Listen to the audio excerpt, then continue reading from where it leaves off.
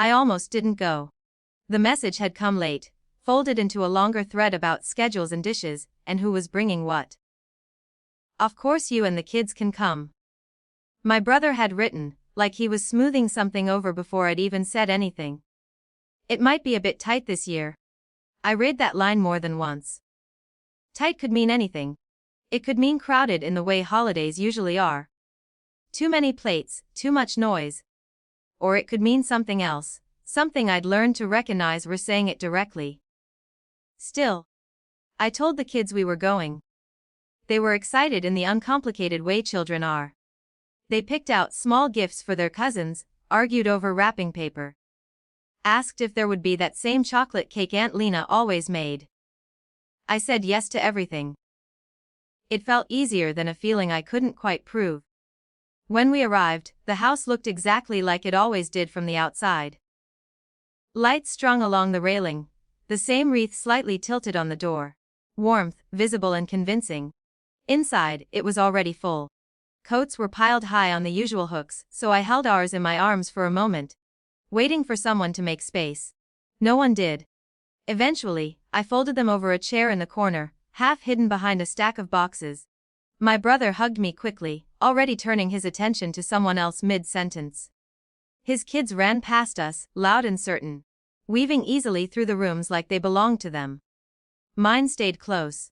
I felt it first in small adjustments. Someone shifted a chair slightly when we approached the table, then said, "Oh, we might need that later." A place setting appeared for me after a pause. Then another was quietly removed from the end of the table. "It's just a bit tight," my sister-in-law said with a smile that didn't quite meet my eyes. I nodded like I understood. The kids noticed things differently.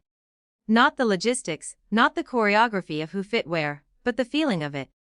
They hovered near me, unsure where to settle.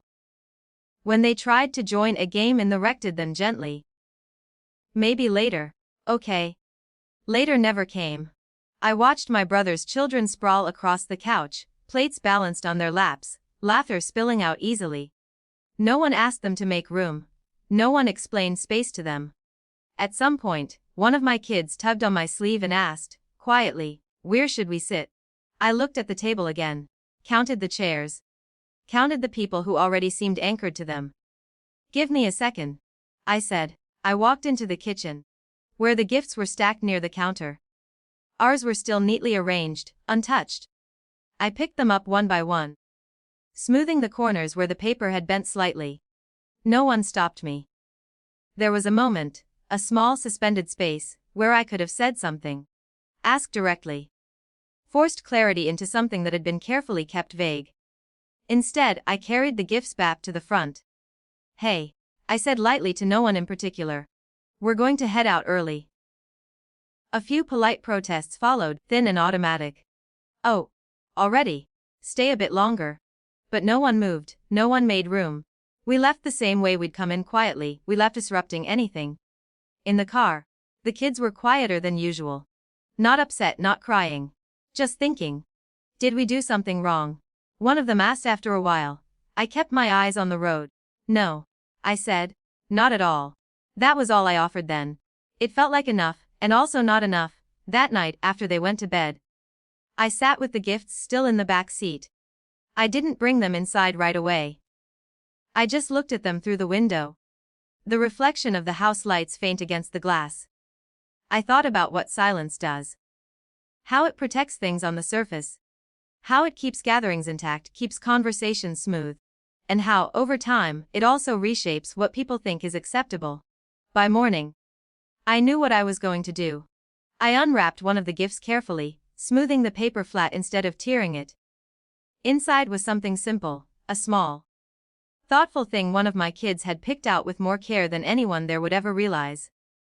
I took a photo of it. Then another of the rest, still wrapped. I posted them online with a short caption. Sometimes making space is about more than furniture. I tagged everyone. I didn't write anything else, no accusations, no explanations. The responses came slowly at first. A few relatives reacted with confusion, private messages asking what I meant, if everything was okay. Others stayed silent. My brother called by midday. "You didn't have to do that publicly," he said, not angry exactly, but strained. I didn't say anything untrue. I replied. That's not the point. I waited, but he didn't continue. The gap in the conversation felt familiar. What is the point? I asked finally. He exhaled. It just makes things look bad. I thought about that for a moment. Things were bad, I said evenly. I just didn't say it out loud yesterday. There was a pause on his end. Not long, but long enough to notice. I didn't think. He started, then stopped. We were tight on space. I know, I said. We didn't argue. There wasn't much to argue about once everything was visible. After that, the messages shifted. A few apologies came through, not dramatic, not complete, but more direct than anything I'd heard before. Invitations later on were worded differently. Clearer. More deliberate. No one mentioned the post again. The next time my kids asked about that night, I told them a little more.